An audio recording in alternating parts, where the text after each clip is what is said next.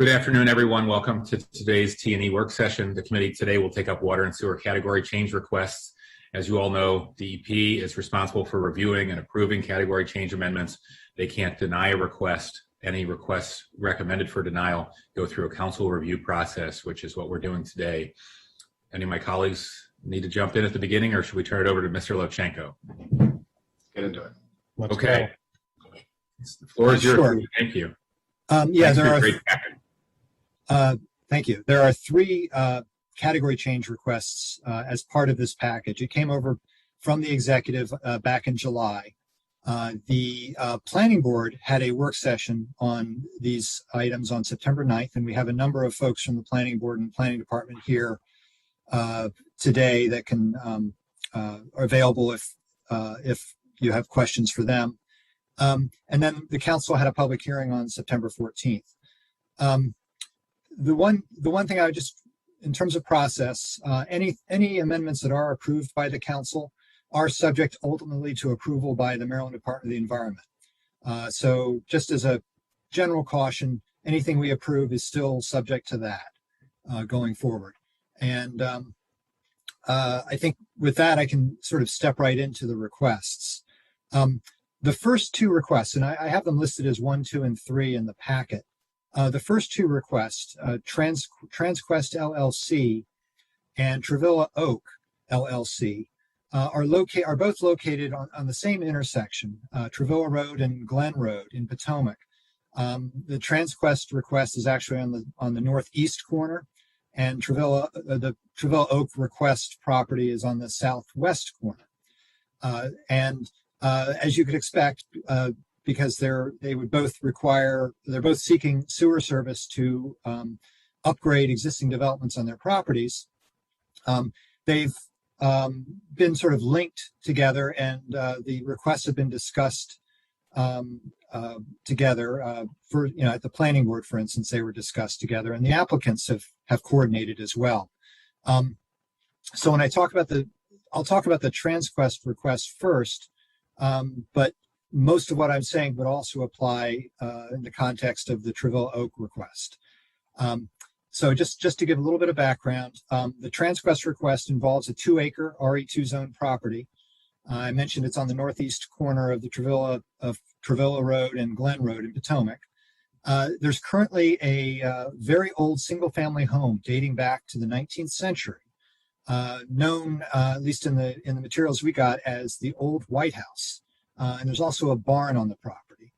The applicant is seeking public sewer and designation of a multi-use on-site water system to support a country inn and restaurant, in addition to serving the existing home on the property.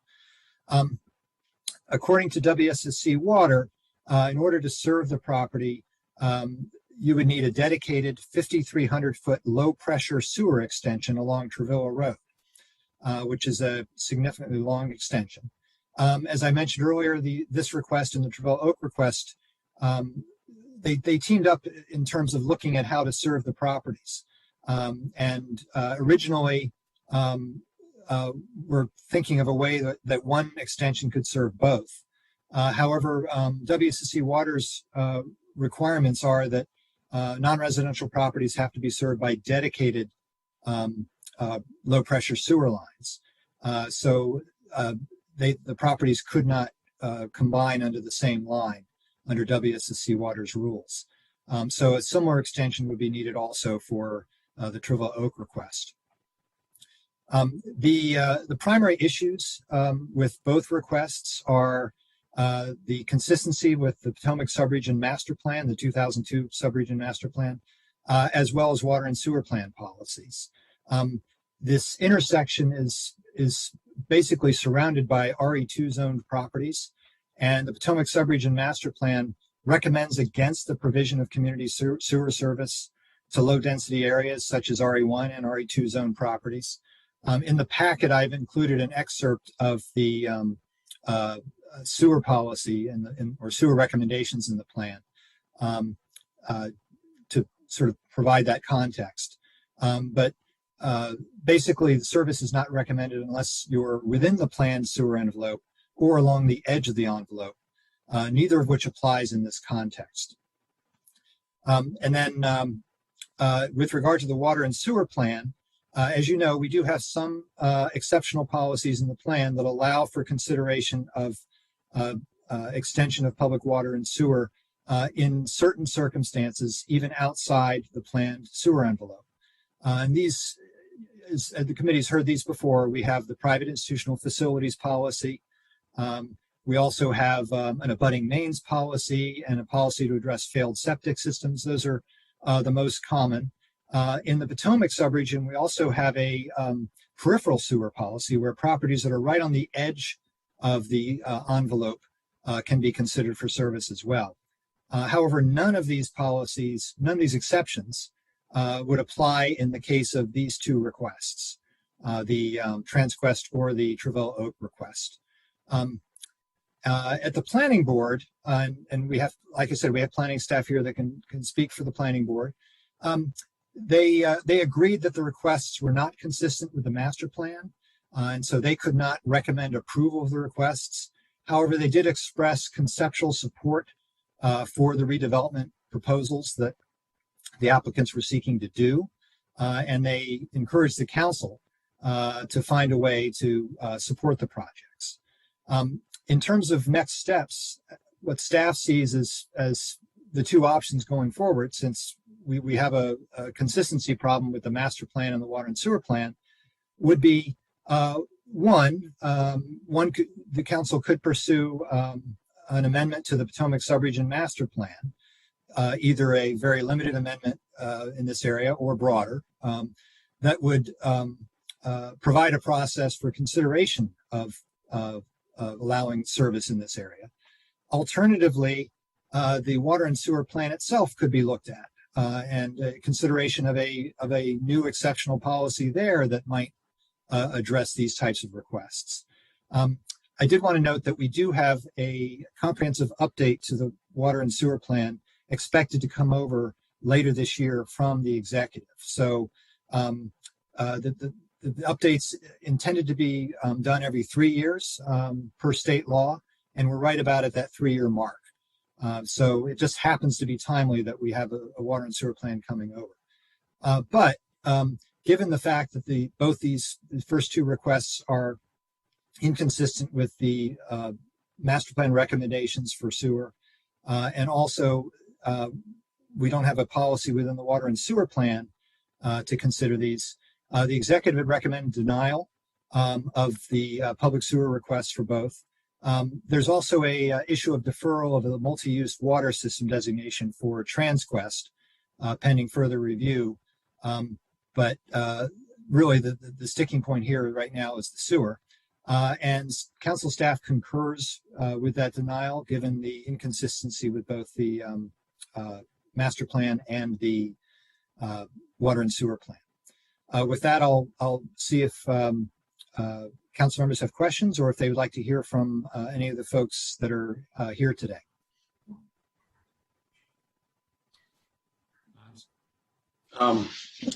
Thank you. Well, to cut to the chase, I think this is a great project, or both of them together are great projects that would really enhance the quality of life in that area.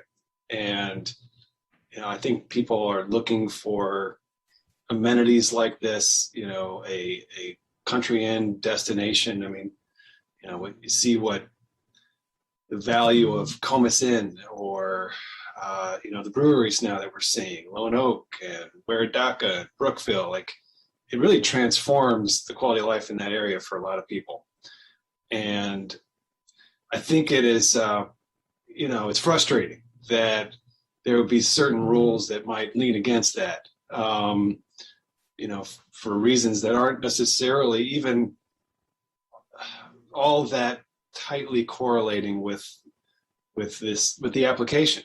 I generally tend to think of these envelopes as focusing on residential development because, that's really the development that's happening in the Potomac subregion, and commercial development is pretty limited. And so, I would like to see us develop some kind of a policy that can allow for such a targeted example of, a connection.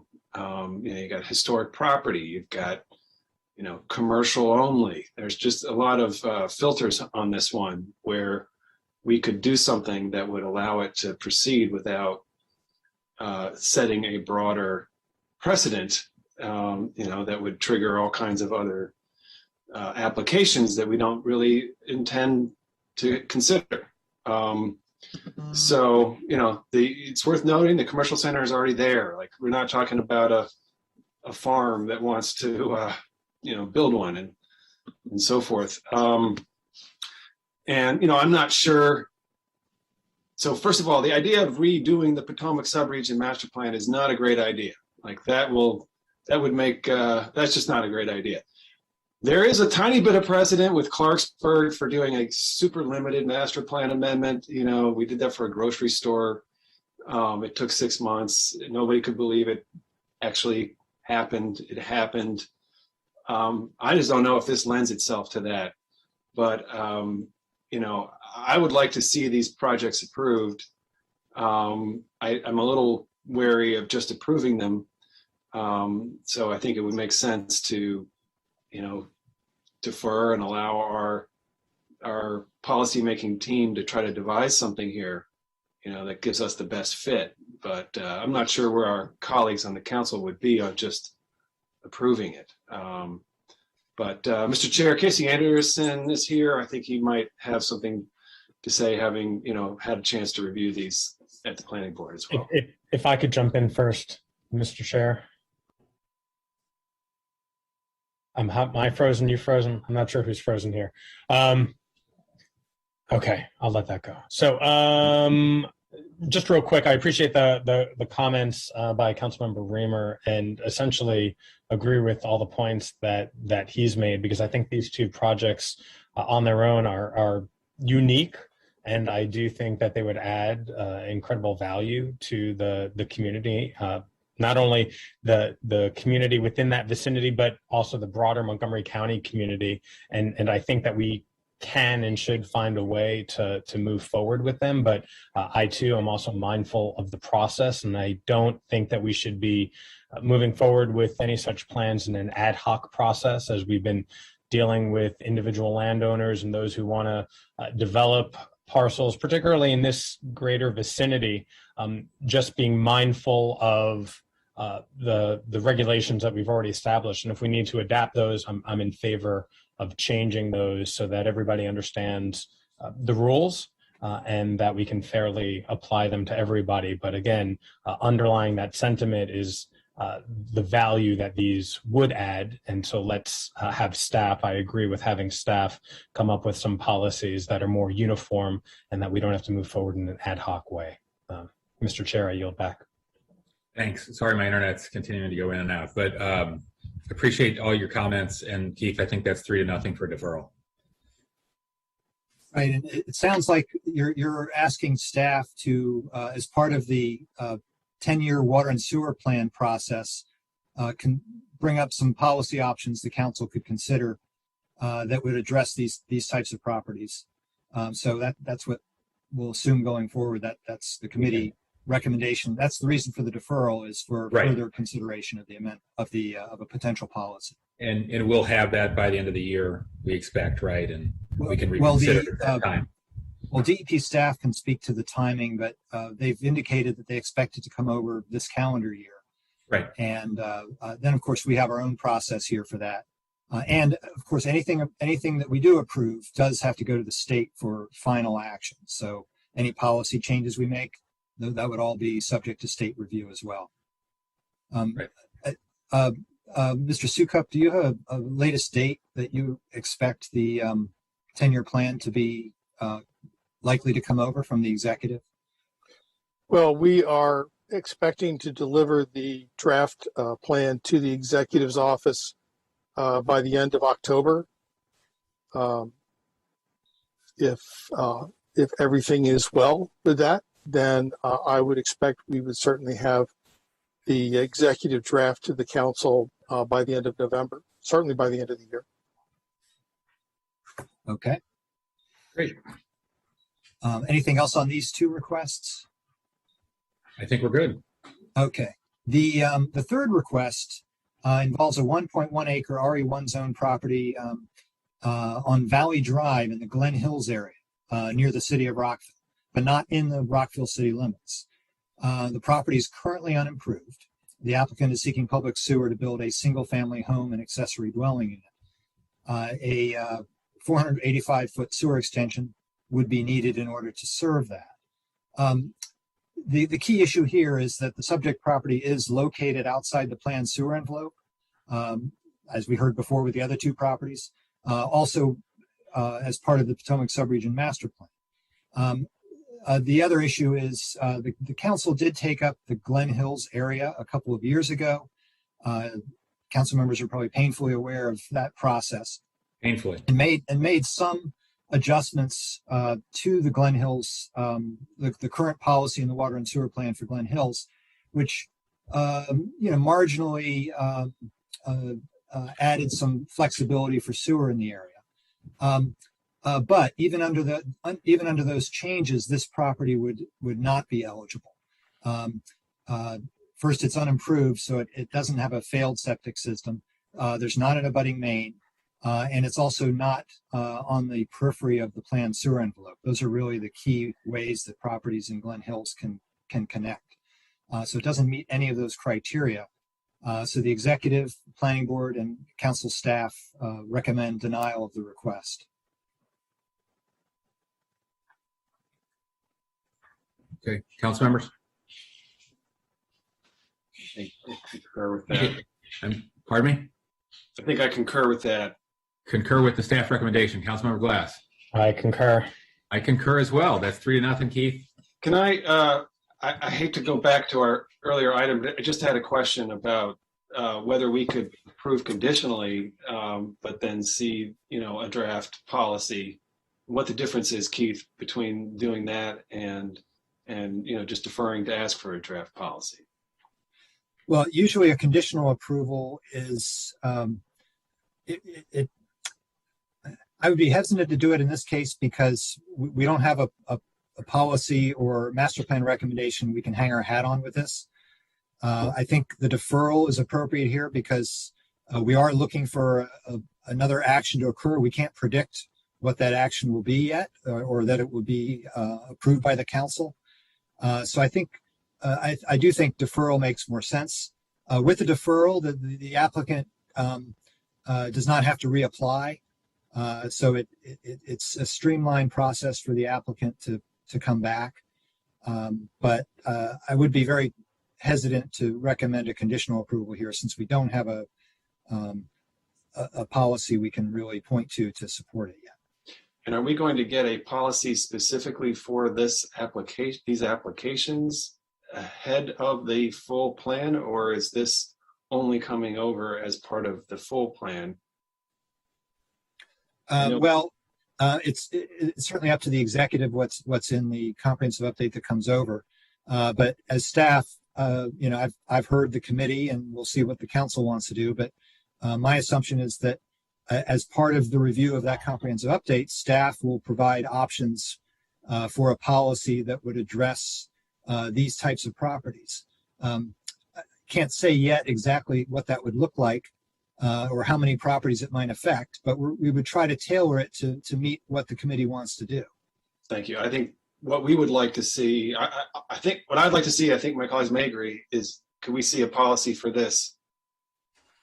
And recognizing that that is part of your broader policy, but I have no knowledge as to whether that broader policy is on track, is on time, it's really going to happen, and often with these things, we think something's going to take 6 months and it just takes 2 years and that happens. So, it'd be nice if we could, have this as kind of an advanced implementation of a broader policy without having it be dependent upon finalizing a broader policy. The council can approve amendments to the 10-year plan at any time. They don't have to come over from the executive.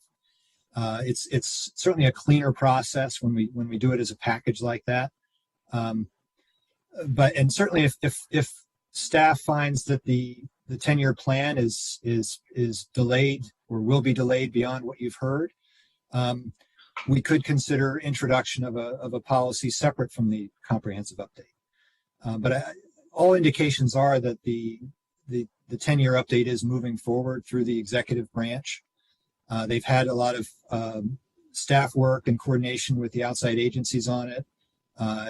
It's basically residing with DEP and the executive at this point. So I think I'm somewhat confident that it will, stay on the schedule that Mr. Sukup mentioned. But if it is delayed, we can. This could be brought back as a separate item. Okay. All right. Thank you. Thank you. All right. I think that's all three. Anything else? No, that's all we had today. So we'll take it to the full council and see what they do. But I'll represent the committee's recommendations as part of that, and we'll go from there. All right. Well done, everybody. Thank you. Have a great day. Thank you, everybody.